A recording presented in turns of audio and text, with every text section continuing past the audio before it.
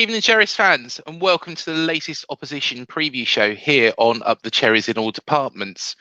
After our first defeat of the season against Preston at home, which pleased Mr. Goodwin very much. Why always them? We have a quick turnaround, playing tomorrow a Swansea City team in fine form. Before I welcome on my special guest, here's a little bit about our sponsors, Dental on the Banks.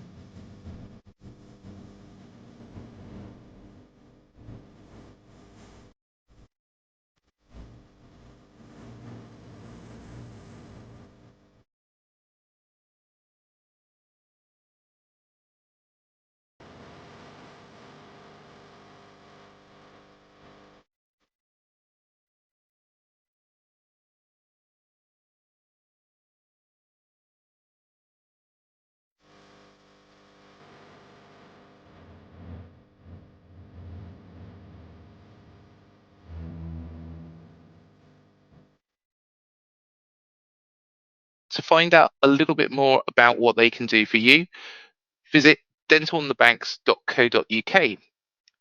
Now, my special guest this evening is somebody who has been on the show before, involved in the Lion King production, someone who starred in our Harry Redknapp interview, and one of the founders of the amazing Her Game 2. It is a pleasure to welcome back to the show the lovely Amy Clement. How are you doing, Amy? Oh, all good, thank you. Not bad. How are you? Yeah, really good. Yeah, really good. Apart from the result the other day, which, Oh, yeah, please, hard to Jack, lose no games. end. It's hard to lose games. Welcome to W- the championship, right? Yeah, exactly. And it was always going to be bloody Preston as well. Always going to be someone like that, yeah. Yeah, they seem to beat us every single time we play them. So, yeah, I should have guessed, to be honest.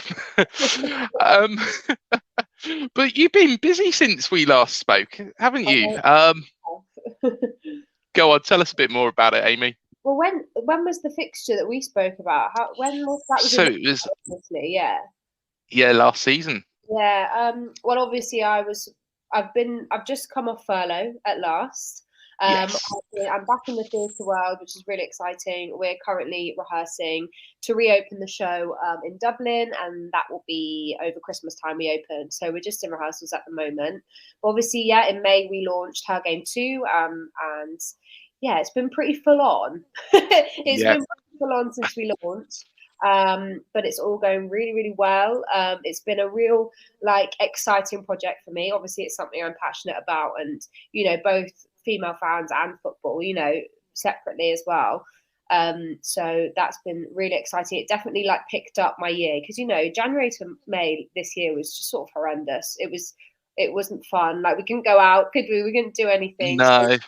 to start the project and kind of get my teeth stuck into it, it was a godsend really. So yeah, I really enjoyed it, and it's sort of back to normal, I guess now. I think the last time we spoke, well, apart from the Harry Redknapp interview, when things started to go back to normal, Yeah, um, we was in the midst of lockdown, weren't we? And yeah, it it wasn't was fun. just so depressing. Yeah, if I look back, I think, wow, how did we manage to get through that? I don't think I could do another week of it, to be honest, Amy. Let alone Me however neither. many months. Me neither. But before we discuss the game, of course, you mentioned it there. I think it's the perfect opportunity to show everybody the video of the amazing Her Game 2.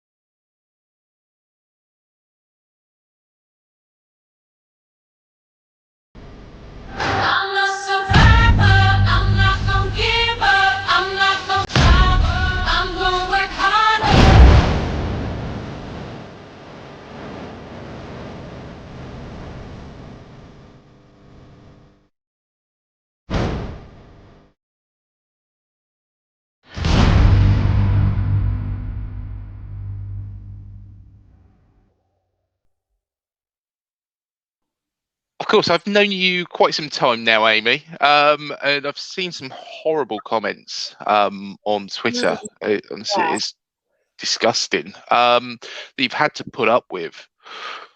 What would be your advice to anybody suffering sexist abuse, as seen in that video?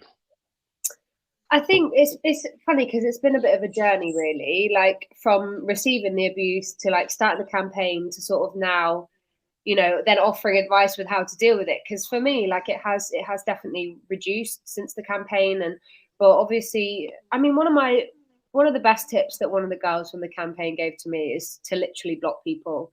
Like it is, they think it's funny, but they can't argue with you there. They can't comment then. You're not giving them the space to do it. Always block. And if sometimes you're angry and you want to reply, and I think that that's not a bad thing either. Mm, I think it's, some people say, "Oh, just don't bother replying." Sometimes you want to. Sometimes you're angry and you're like, "I want to say yeah, something, I can't get away with it."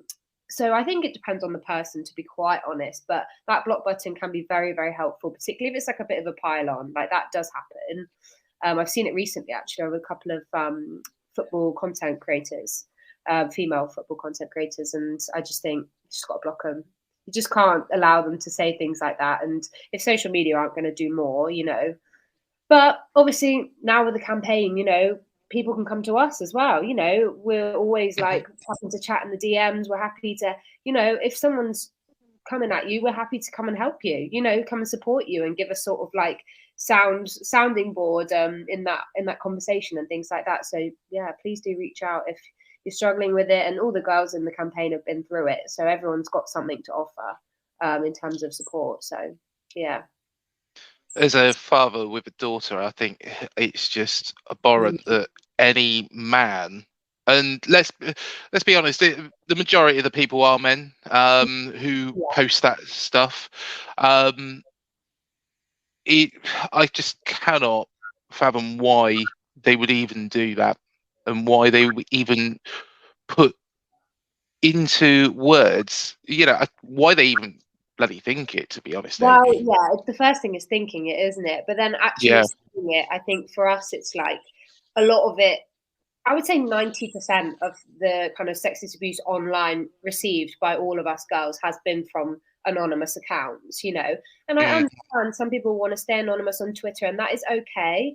But when there's no name attached to it, you're not ever going to get found out, so to speak. There's no identity connected to that. You can get away with saying whatever you want to say, and people do. And that's yeah. part of the problem for us. I think it's because it's anonymous, your face isn't attached, you can get away with it, and that's definitely part of the issue.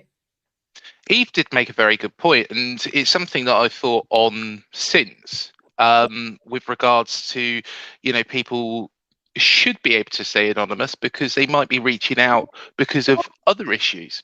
Of course, yeah, But if they had to provide ID in the back end of Twitter, yeah.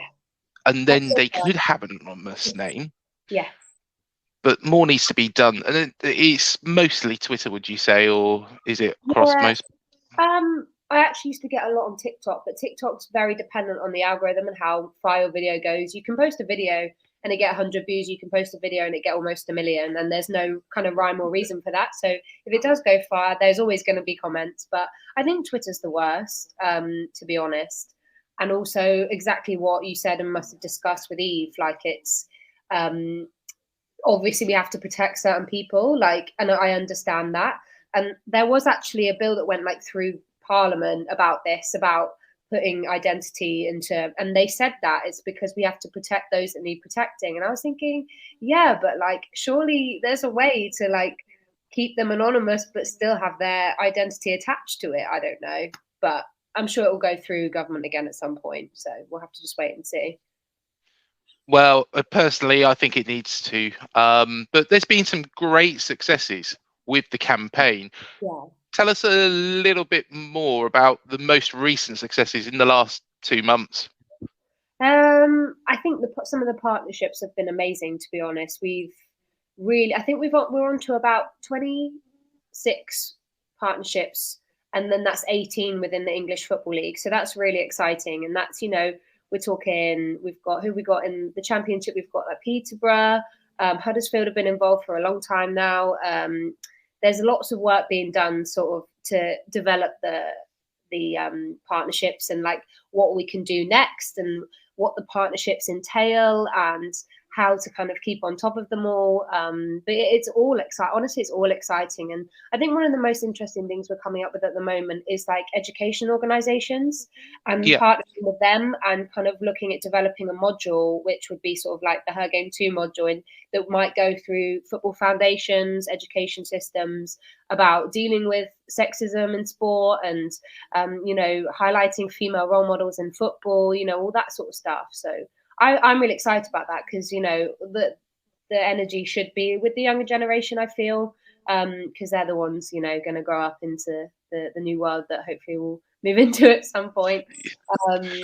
So, yeah, that's something we're really focusing on at the moment and really enjoying. And honestly, it's absolutely amazing what yourself and the rest of the girls are doing.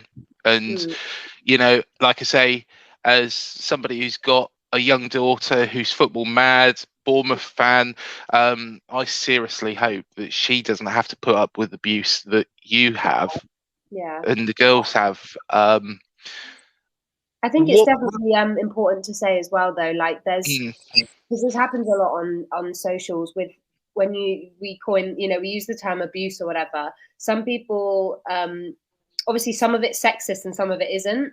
And we really try to like make sure that's clear as well, because people will always come, well, men get abused all the time, and it's like there's a real difference there with what's actually sexist and discriminatory abuse and what's just saying you're rubbish sort of thing in obviously worse words, and that's something we're really like looking at and how to sort of make that more clear in our messaging and things like that, because it's important.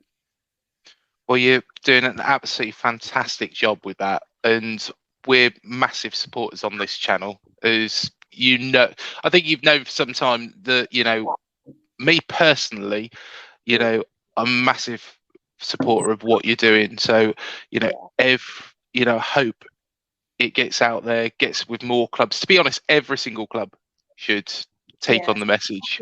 That's the aim. Yeah, most definitely.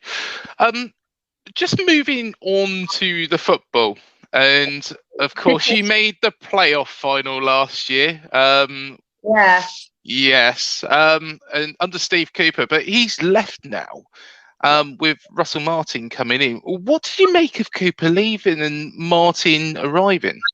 It was all a bit weird, actually. Like, it happened quite late, and I think we sort of got to the point where we were like, oh, he must be staying. That's great. Sort of like third time lucky. Let's go for it. And then obviously the announcement came and it was like, oh, Russell. I was like, I don't even know who this guy is. I was like, I had to Google him, and like, I'm not up to date with other, League 2 and League 1 situations. But and I was thinking, oh God, we have to start again. It's like, although the football with Steve Cooper was pretty shocking, and people will say we failed twice, whatever that means to someone. Some people will say we did well to get there, and some will say we failed. Yeah. I was sort of thinking, right, we have to start again. I think that was my initial sort of thought. I was like, right, well, we've ended that now, and now we got to build from the bottom. I just don't understand why he left Swansea, because, of course, he's now managing at Forest, which just doesn't make any sense. With Swansea, he had a quality side. Okay, there's been a few changes, but at the same time, he was going in the right direction. He had you in the playoff final. And all season, you was right up there. So I just don't understand why he left and then has gone to a club who were in a worse position, basically. Yeah. It was a bit weird. Like when I saw Nottingham Forest, I was like, from what I've gathered from the like press from the club and stuff, it seems that he wasn't on the same page as just didn't get on, and or he was asking for things and they weren't going to give it, and obviously Andre Ayew left, and that was sort of it. I don't know. That's all we sort of know. But yeah, and then I remember going to Forest and thinking, wow, if you're struggling with what we're offering at Swansea, you think, blimey, but he seems to be doing pretty well there. They had a bit of a new manager boom, didn't they? Yes. It's interesting to see, him like scoring goals and stuff, because we didn't do much of that. So, it's always weird when you come across a manager, and I think the game will be quite big. It always is a bit, isn't it, when it's fresh? Oh yeah, it will be. Yeah, it will be. Of course, Eddie might be going to Newcastle, so it could well be, if we end up playing them next year, be it in the Premier League or the Championship, I think, it'll be quite a tasty fixture. Looking forward to that. But, I wish he was still here in some ways. But Scott Parker hasn't done too badly, has he? Let's be honest. Awesome. Yeah, he's really good. Under Fulham, he was awesome, wasn't it? Wow. Yeah. To get them where he got them was really, it was really good. He's obviously a good manager. He obviously needs more experience to survive in the Prem and have the right team and that. But he seems like a great guy. Like, I'm sure you guys are fairly happy with him. Oh, yeah, most definitely. 37 points with 16 played until Jack ruined the party. It was 37 points from 15. Yeah, always Preston. The start of the season. The start of the season, though, Amy, you started slow, but you're really on a good run of form now, aren't you? What's changed? I don't know. I think I expected the start we had. I wasn't expecting anything else. Completely new manager, no pre-season at all. New players signed on the last day of the transfer window who had come back from injury, had no game time. Like, it was all going to be a bit of a disaster. But for me, like, I think it's clicked sooner than I expected. So I'm not sure where I stand with that, whether it's like it's too early or it's definitely, we could see from the first game really what he was about, and every single game it has got better, and we haven't gone backwards. I don't like the Birmingham game we lost, like, we looked tired. It was the third game in 7 days or whatever.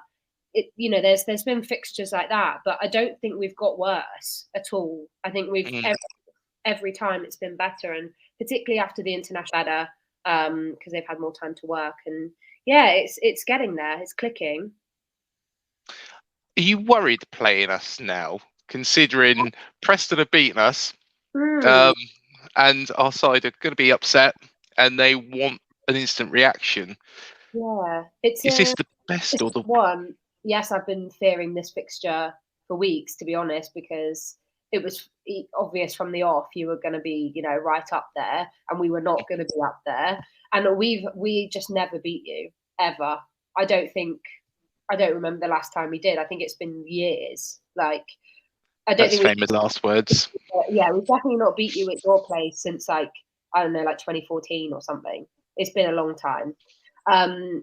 But the way that we're playing at the moment is much more able to compete with you this season than last season, for example.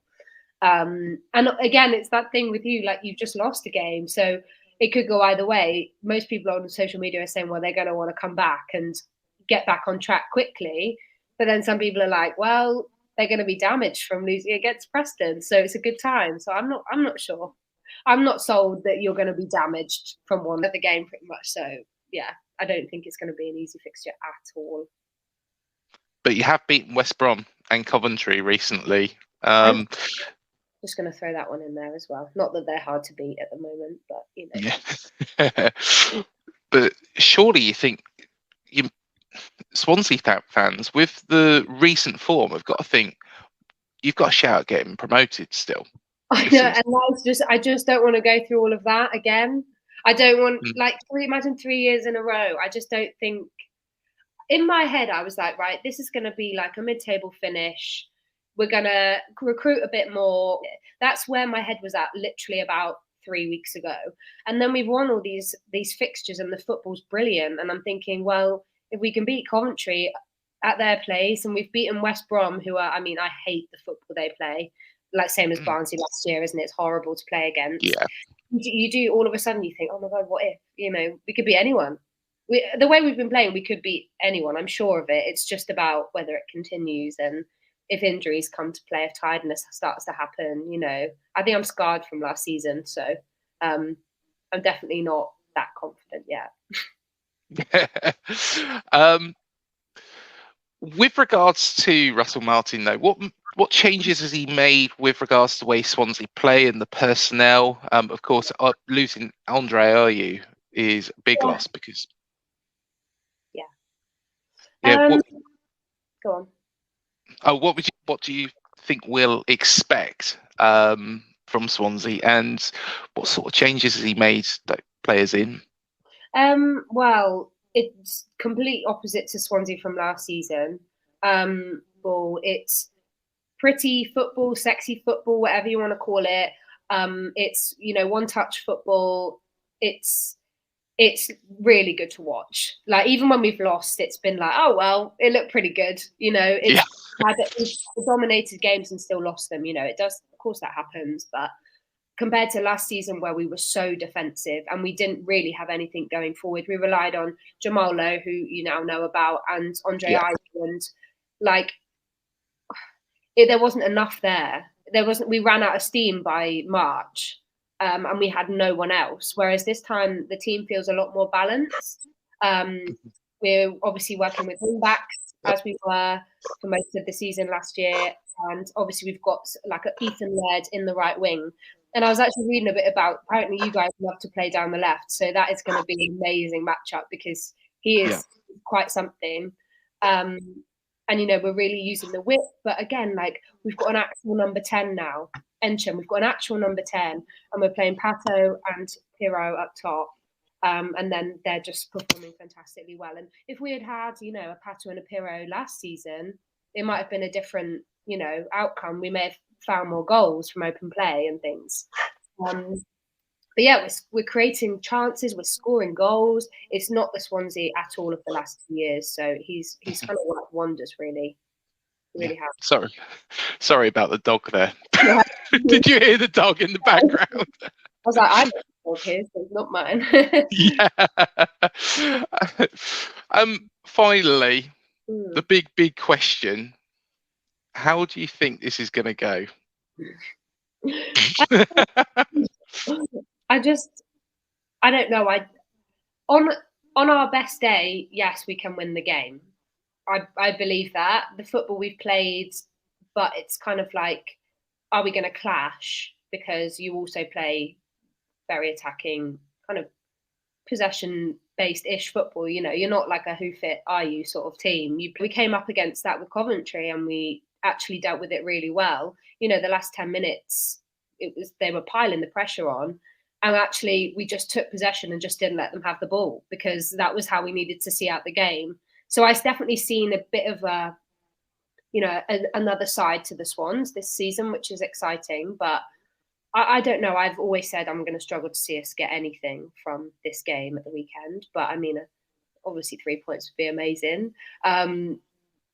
If we beat you, I'll be like, right, we're going up. Do you know what I mean? Yeah. I can see it being. I can see a draw, definitely. I think it should be a good game. It should be high quality. I'd like to see some goals, obviously. Yeah. Maybe we cancel each other out. So I'm not sure. I'm going to go with a draw. I'm going to say 2-2 draw. I'm worried, Amy. I am. I've got to be honest. I'm worried. A little bit. Like we are. It does. We do look good. It's just whether we could have a bad day. I don't know. Yeah, I'm a little bit worried. I think considering our recent game against Preston, I think teams will look at that and see what they've done and try and replicate it. Yeah, how did Preston beat them? Yeah. How's the form in the 2 previous games before that though? Like obviously you've won, but has it been they've been comfortable wins or? Yeah, I would say up to Reading put us under a lot of pressure, and they played high up the pitch, but with such high intensity that they couldn't sustain it for 90 minutes. Okay, that's interesting. Yeah, okay. But Preston, I think, just kept the ball well. They're a good side.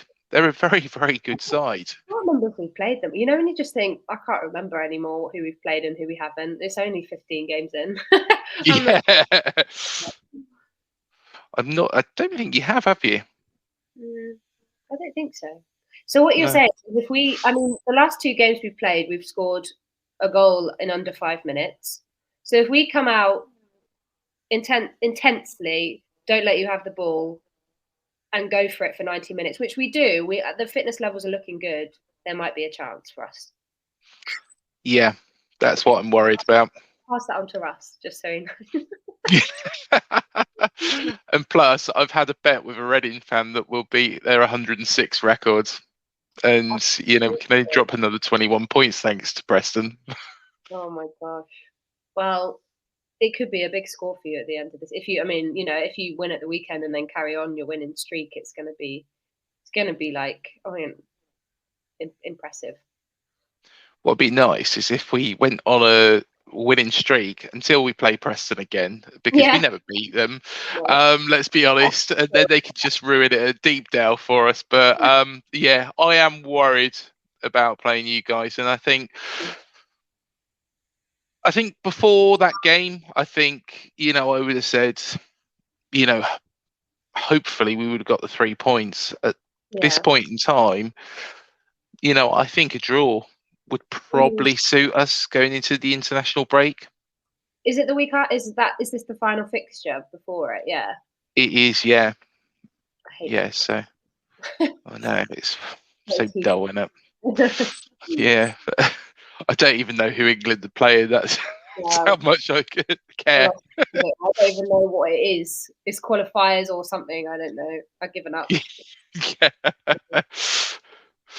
Thank you so much again, though, for coming on, Amy. And thank you for being patient with me as well, because as not many people know, I had a breakdown yesterday. Not a personal breakdown, car breakdown. So it was interesting to say the least yesterday. But yeah, thank you so much again for coming on, and keep up the great work with her game too, and the fantastic work as well that you're doing with theatre, and you'll have to keep us updated. I will, and best of luck tomorrow. I'm really looking forward to it. Really, really looking forward to it. It's gonna be a good game, I hope. Yeah, and hopefully somehow we'll win, because I can't take the pair of you being smug. Jack's already smug. I can't have you being smug as well. Well, I remember last time I came on, I was very confident, and you beat us like 3-4-0 or something. So hopefully it'll be a different thing this time. Yeah. Well. Yeah. Hopefully it's the same scoreline as last year. That's it. I'm out. I'm done. Yeah. He will do. He will do. I'll definitely put a £5 on it for sure. It's worth it. Yeah. Well, I put a £5 on, an accumulator, and to be honest, we let. Did you let it down? Oh no, that's the worst. Yeah. So that was 250 quid just gone like that.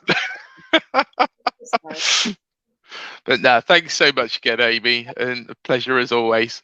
Chat soon. See you soon. You're all right. I'll do all the outro, intro. No, I've done the intro, haven't I? And thank you, everybody, for joining me on this special opposition preview show. Please do remember to hit the like, the subscribe, and the bell button below to be alerted to any new videos that we do here on Up the Cherries in all departments. Also, please do remember to check out our interviews with Harry Redknapp that Amy starred in. Also, our interviews with Steve Fletcher and Effa Nakuku, as well as Beth Powney, Andy Bonnell, and Luther Blizzett.